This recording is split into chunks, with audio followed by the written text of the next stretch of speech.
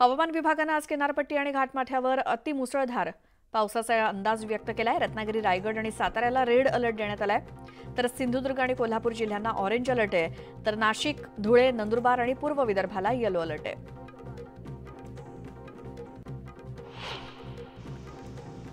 भारतीय हवामान विभागाने मुंबई, नवी मुंबई, ठाणे, रायगड आणि पालघर जिल्ह्यांसाठी रेड अलर्ट जारी केलाय। दिवसभरात काही भागात मुसळधार तर तुरळक ठिकाणी अतिमुसळधार पावसाचा अंदाज आहे।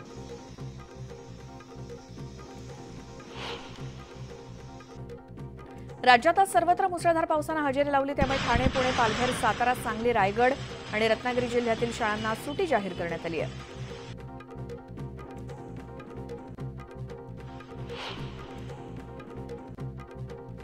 भारतीय हवामान खात्याने दिलेल्या पूर्वसूचनेनुसार आज आणि उद्या कोल्हापूरला ऑरेंज अलर्ट आहे पावसाचा, त्यामुळे पालकमंत्री हसन मुश्रीफ यांच्याशी चर्चा करून जिल्ह्यातील शाळा आणि महाविद्यालयांना 2 दिवस सुट्टी देण्याचा निर्णय घेण्यात आलाय। मात्र शिक्षक आणि शिक्षकेतर कर्मचारी यांना शाळेत उपस्थित राहावं लागणार आहे।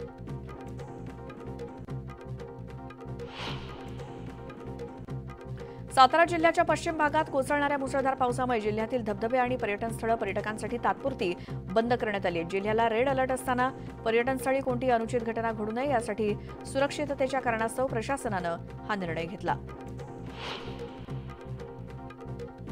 वेगानं वाहणारे वारे, कमी झालेली दृश्यमानता आणि मुसळधार पावसामुळे गुरुवारी मध्य रेल्वेच्या मेन लाईनसह हार्बर रेल्वे मार्गावरील वाहतुकीचा खोळंबा झाला। लोकल वाहतूक विलंबानं होत असल्यामुळे प्रशासनाला 94हून अधिक लोकल फेऱ्या रद्द कराव्या लागल्या।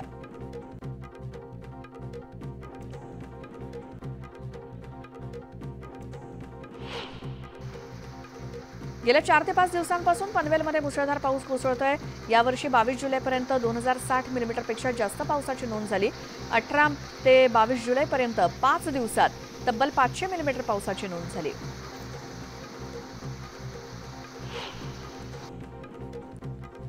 खराब हवामान आणि वादळी वाऱ्यासह पावसाचा फटका, यामुळे 8 दिवसांनंतरही धोक्याचा इशारा देणारा 3 नंबरचा लाल बावटा कायम असल्यामुळे गेटवे, एलिफंटा, JNPA, मोरा भाऊचा धक्का, करेजा, रेवस या सागरी मार्गावरील प्रवासी वाहतूक अद्याप बंदच आहे, त्यामुळे शेकडो व्यावसायिकांचं नुकसान होत आहे।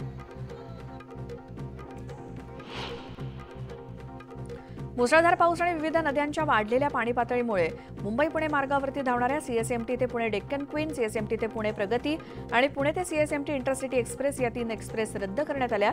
तर आज पुणे ते CSMT डेक्कन क्वीन, पुणे ते CSMT प्रगती एक्सप्रेस आणि CSMT ते पुणे इंटरसिटी एक्सप्रेस रद्द झाल्यात, असं मध्य रेल्वेच्या प्रशासनाकडून सांगण्यात आलंय।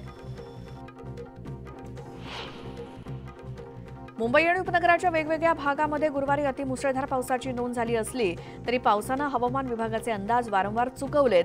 गुरुवारी सकाळी मध्यम स्वरूपाचा पाऊस होईल असा अंदाज असताना मुंबईकरांना कोसळधारांचा अनुभव आला। त्यानंतर शुक्रवारी सकाळपर्यंत अतिवृष्टीचा सुधारित अंदाज जाहीर होताच पावसाचा जोर ओसरला, त्यामुळे नागरिक आणि यंत्रणांची पुन्हा एकदा फसगत झाली। भिवंडीतील अंबाडी नाक्याजवळ रस्त्यावरती भले मोठे खड्डे पडलेत। खूप मोठ्या खड्ड्यांमुळे भिवंडीवाडा रस्त्याची दयनीय अवस्था झाली आहे। या रस्त्यावरती अनेक कोटी रुपये खर्च करण्यात आलेत, मात्र निकृष्ट दर्जाचं मटेरियल वापरल्यामुळे पूर्ण खर्च पाण्यात गेलाय। वाहन चालकांचा सध्या जीव मुठीत धरून प्रवास सुरू आहे आणि इतके मोठे खड्डे पडूनही कोणत्याही लोकप्रतिनिधींचं याकडे लक्ष नाही, त्यामुळे नागरिकांमध्ये संतापाची लाट उसळली आहे।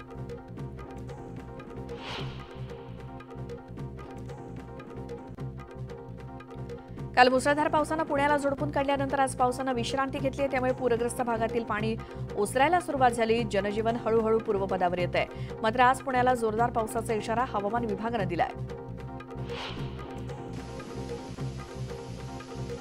पुण्यातील पाण्याचा प्रश्न मिटला। एकाच दिवसात पुण्यातील 4ही धरणांमध्ये तब्बल 3.5 TMC पाणी जमा झालं। खडकवासला धरणातून यंदा 5 वर्षातील सर्वाधिक विसर्ग करण्यात आलाय। मावळमध्ये पावसाचा जोर वाढलाय। पवना धरण पाणलोट क्षेत्रात मुसळधार पाऊस झाल्यानं पाणी साठ्यात वाढ झाली। गेल्या 24 तासात 167 मिलीमीटर पाऊस झाला असून सध्या पवना धरणात 79.40% पाणी साठा आहे। मावळ तालुक्यात कोसळत असलेल्या मुसळधार पावसानं कासारसाई धरण 95.12% भरलंय। धरणाच्या 3ही दरवाजातून 4,500 क्युसेकनं पाण्याचा विसर्ग सुरू आहे। कासारसाई धरणात सध्या 15.27 दशलक्ष घनमीटर इतका पाणी साठा आहे।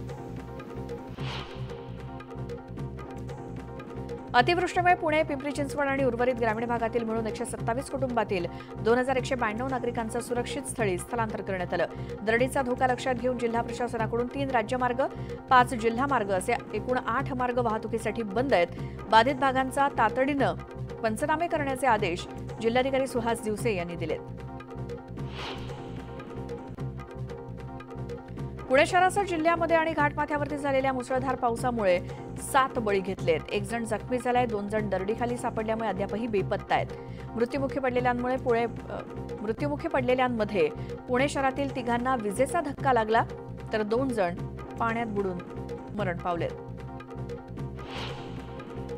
मागील 3 दिवसांपासून धरण पाणलोट क्षेत्रात सुरू असलेल्या जोरदार पावसामुळे पिंपरी चिंचवडकरांची तहान भागवणारं पवना धरण 76.22% भरलंय. 3 दिवसात पाणलोट क्षेत्रात 499 मिलीमीटर पावसाची नोंद झाली असून पाणीसाठ्यात 22.35% वाढ झाली.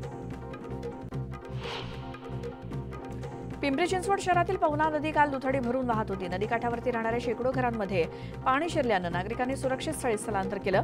मात्र आज इथला पूर ओसरला आणि घरात 5 ते 6 फूट पाणी आल्यानं घरातील सगळ्या वस्तू पूर्णतः खराब झाल्यानं नागरिकांसमोर पुन्हा संसार उभा करण्याचं संकट उभं ठाकलंय. पुण्यातील पुराच्या पार्श्वभूमीवर केंद्रीय राज्यमंत्री मुरलीधर मोहोळ आज महत्त्वाची बैठक घेणार आहेत.